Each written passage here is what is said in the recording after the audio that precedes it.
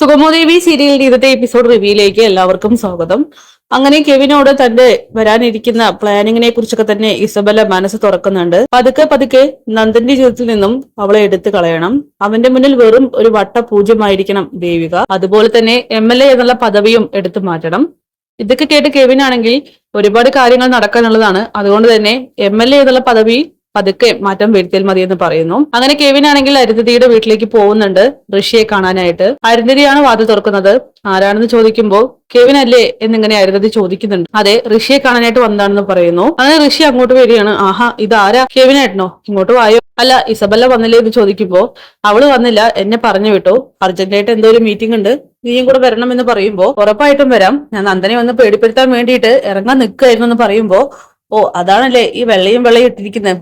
അതെ. അങ്ങനെ അരുന്ധതി അങ്ങോട്ട് വരികയാണ്. ദേ, ഈ നാടകമൊക്കെ തന്നെ ഇവിടം വെച്ച് അവസാനിപ്പിച്ചോളണം.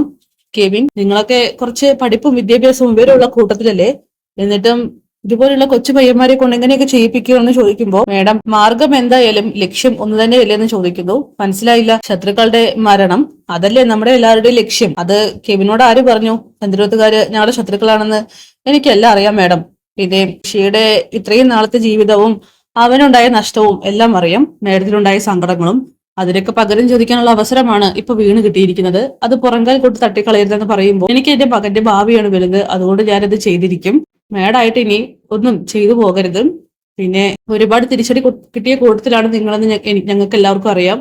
ഞാനും ഇസബലയും ഇപ്പൊ ശ്രമിച്ചുകൊണ്ടിരിക്കുന്നതും അവരുടെ നാശത്തിന് വേണ്ടിയിട്ടാണ്. അതുകൊണ്ട് മേഡം ഞങ്ങളുടെ കൂടെ സഹകരിക്കണം എന്നൊക്കെ കെവിൻ പറയുന്നു. അമ്മ ഒന്നും പുറത്തു പറയാൻ പോകുന്നില്ല, ഇതൊക്കെ അമ്മയുടെ വെറും ഭീഷണിപ്പെടുത്തലാണ്. അമ്മയ്ക്ക് എന്റെ ആഗ്രഹങ്ങൾ തന്നെയാണ് വലുതെന്ന് ഋഷിയും പറയുന്നുണ്ട്. പിന്നീട് എന്തായാലും നമുക്ക് ഇറങ്ങാം, പുതിയ പ്ലാനിങ്ങുകൾ ഉണ്ടാക്കണം എന്നൊക്കെ പറഞ്ഞുകൊണ്ട് ഋഷിയും കെവിനും അവിടെ നിന്നും പോവുകയാണ്.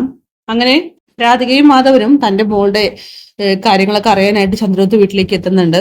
അവരെ കാണുമ്പോൾ തന്നെ പ്രഭാവതി പറയുകയാണ്, ആഹാ, രാധികയും മാധവനും വന്നോ? എന്താ വിശേഷിച്ച്? ഒന്നുമില്ല, കാര്യങ്ങളൊക്കെ അറിഞ്ഞപ്പോ ഒന്ന് ഇവിടം വരെ വന്ന് പോകാമെന്ന് കരുതി. ദേവിക ഒന്ന് കാണണമെന്ന് തോന്നി. ആണോ? അവര് അകത്തുണ്ട്, മുകളിലുണ്ടെന്ന് പറഞ്ഞുകൊണ്ട് രാധികയാണെങ്കിൽ മുകളിലേക്ക് പോവുകയാണ്. ഈ സമയം അവിടെയാണെങ്കിൽ തകൃതമായി തന്നെ വഴക്ക് നടന്നുകൊണ്ടിരിക്കുകയാണ്. നന്ദനോട് ദേവിക പറയുന്നുണ്ട്, എല്ലാം ഒരു പരിധിയുണ്ട്, അത് കവിഞ്ഞാൽ ഞാൻ പൊട്ടിത്തെറിക്കും. ദേവി, ഞാൻ പറഞ്ഞല്ലോ, നിന്നെ ഒരു ഡോക്ടറെ കാണിക്കുന്നതായിരിക്കും നല്ലത്. കാണിക്കണം നന്ദു. നോക്ക്, ഇത്രയും കാലത്ത് നന്ദു അല്ല ഇപ്പൊ എന്റെ മുന്നിലുള്ളത്. ആ ഇസബലയ്ക്ക് ഒരുപാട് സ്ഥാനമാണ് നന്ദു കൊടുത്തുകൊണ്ടിരിക്കുന്നത്. അതൊരിക്കലും എനിക്ക് സഹിക്കാനായിട്ട് കഴിയുന്നില്ല. ഞാൻ നന്ദുവിന്റെ ഭാര്യയാണെന്ന് പറയുമ്പോ ആ സ്ഥാനം എപ്പോഴും അപ്പോഴും ഇങ്ങനെ തന്നെ ആയിരിക്കും. അതിനിപ്പോ ആരാ മാറ്റം വരുത്തിയത്? ഇങ്ങനെ പോയാൽ മാറ്റം വരുമെന്നാ തോന്നുന്നത്.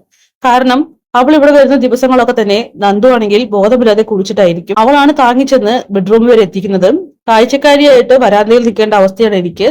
ബെഡ്റൂമിൽ അവളും വരാന്തയിൽ ഞാനും. ഇതൊക്കെ ഏത് പെണ്ണാ സഹിക്കുക? ഏത് ഭാര്യ അതൊക്കെ ഉൾക്കൊള്ളുക?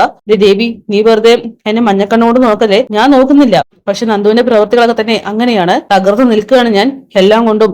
അമ്മയും മോനും എന്തൊക്കെയോ എന്നിൽ നിന്നും മറച്ചു പിടിക്കുന്നുണ്ട്. നീ ഇപ്പൊ ചെയ്തു കൂട്ടുന്നതിന് പിന്നിലൊക്കെ തന്നെ എന്തോ വലിയ രഹസ്യമുണ്ട് നന്ദു. അല്ലാതെ ഒന്നും അവളുടെ കയ്യിലെ കളിപ്പാവയാവാൻ നീ നിൽക്കില്ല. കോളേജ് കാലഘട്ടം മുതലേ നിനക്ക് അവളെ ഇഷ്ടമല്ലായിരുന്നു. ഇപ്പൊ എന്തുകൊണ്ട് അവളെ ചേർത്ത് പിടിക്കുന്നേ? ദേ, എന്താണെങ്കിലും ആ രഹസ്യം എനിക്ക് അറിയണം. തകർന്നു നിൽക്കുകയാണെങ്കിലും ദേവികയാണെങ്കിൽ പതറാതെയാണ് നന്ദന് മുന്നിൽ പിടിച്ചു നിൽക്കുന്നത്. ദേവി, നീ വെറുതെ എന്റെ കയ്യിൽ നിന്നും അടി വാങ്ങാൻ നിൽക്കല്ലേ. തല്ലിക്കോ നന്ദു, എനിക്കൊരു കുഴപ്പമില്ല. പക്ഷെ നിന്നെ വിട്ടുകൊടുക്കാൻ ഞാൻ തയ്യാറല്ല. അതിനിപ്പോ ഏത് ഇസബല്ല വന്നാലും. ഇതൊക്കെ കേട്ടുകൊണ്ടാണ് അവിടേക്കും രാധിക വരുന്നത്. രാധിക വന്ന് നിൽക്കുന്നത് അവരാരും കാണുന്നതുമില്ല. അങ്ങനെ പെട്ടെന്ന് നോക്കുമ്പോൾ രാധിക കരഞ്ഞുകൊണ്ട് നിൽക്കുന്നു. അമ്മ എപ്പോ വന്നെന്ന് നന്ദൻ ചോദിക്കുകയാണ്. എന്തായാലും രാധികയുടെ ആ ഒരു മട്ടും ഭാവമൊക്കെ കണ്ടിട്ട് നന്ദനാണെങ്കിൽ പേടിയാവുന്നുണ്ട്.